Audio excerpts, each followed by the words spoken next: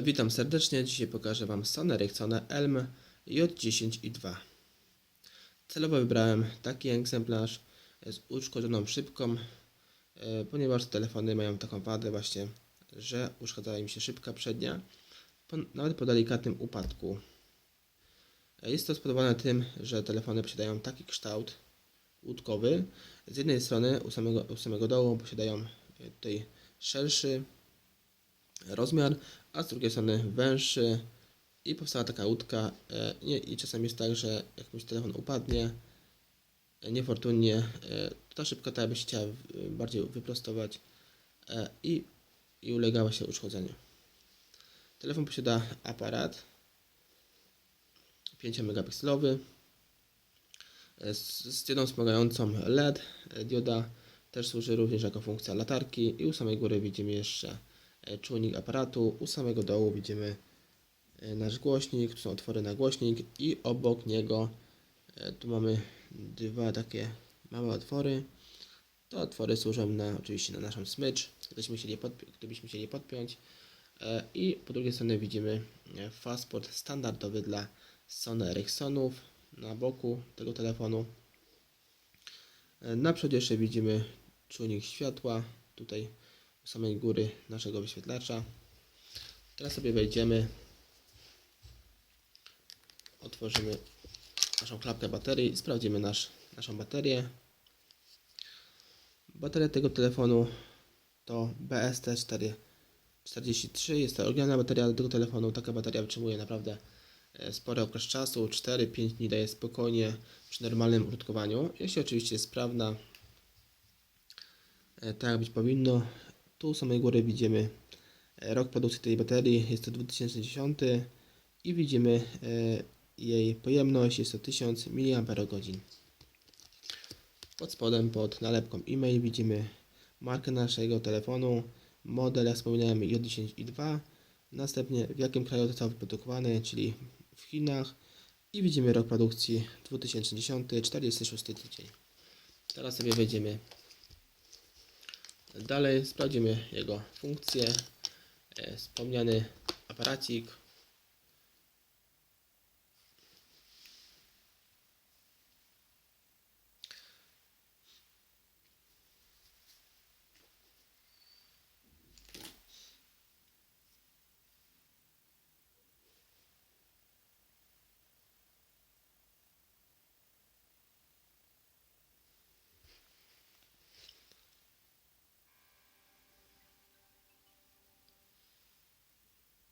Telefon, jak widzimy, był brandowany przez Orange. Oczywiście musimy po resecie bądź wyciągnięciu baterii ustawić nasz język i tak dalej, te podstawowe funkcje, godzinę, datę. My sobie wychodzimy i wchodzimy w menu, sprawdzimy sobie. Widzimy, menu jest bardzo podobne do Sony Ericssona Hansel, Sony Ericssona Spyro, Sony Ericssona Cedar, tych telefonów, bo to jest ta sama seria.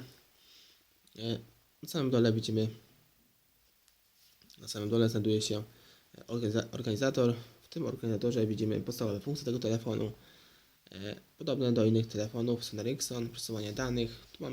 Tu przesyłamy dane z internetu, nasze pliki, zadania, notatniki, media, home, synchronizacja, minutnik, stoper, latarka. Sprawdzimy latarkę.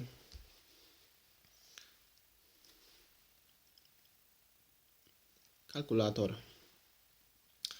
i u samej góry podstawowe opcje Track ID, Play Now, gry, nagrać dźwięk. Przejdziemy sobie do ustawień, sprawdzimy sobie łączności.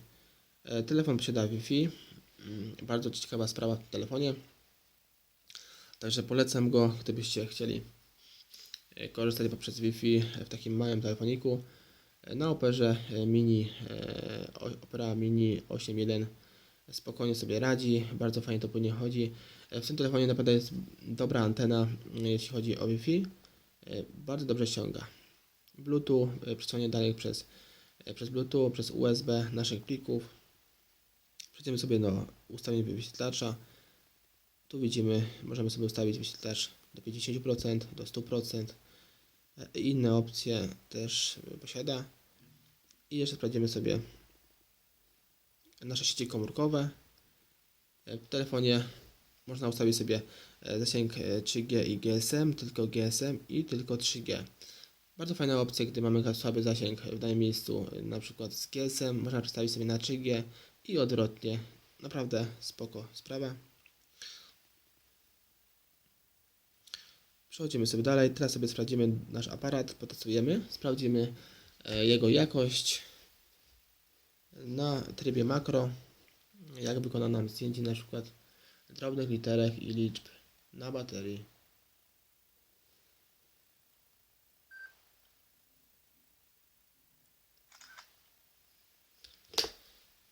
Popatrzcie sobie sami, teraz słabo cokolwiek widać, praktycznie nic.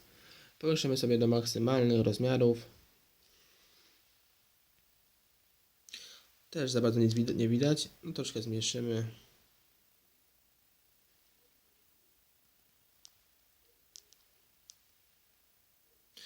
Teraz mi troszkę zdjęcie nie wyszło, ale naprawdę telefon sobie świetnie radzi w trybie makro i w powiększaniu.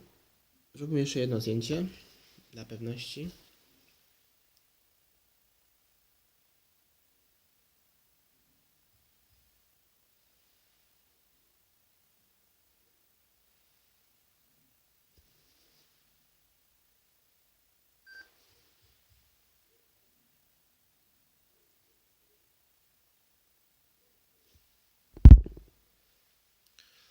Wykonałem już zdjęcie, powiększymy sobie.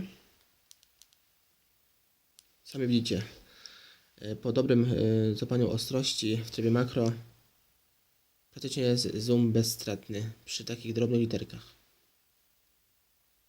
Teraz powiększyłem 32-krotnie. Jak widzicie, naprawdę super to wygląda.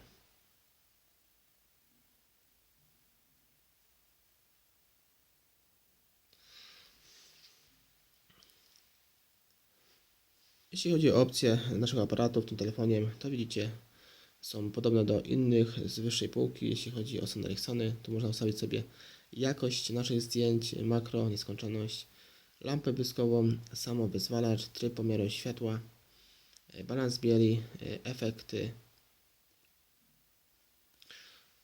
Teraz sobie przejdziemy do naszych oryginalnych dźwięków tego telefonu, jakie zostały wybrane przez producenta.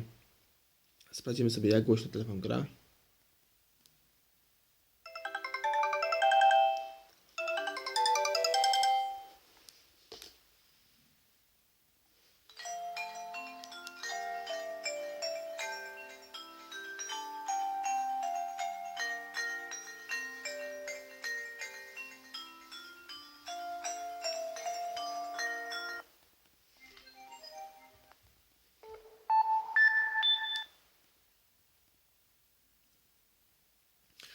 Telefon posiada dobrej jakości dźwięki. Jeśli chcecie więcej informacji odnośnie tego telefonu, znajdziecie je pod tym filmem. Cześć.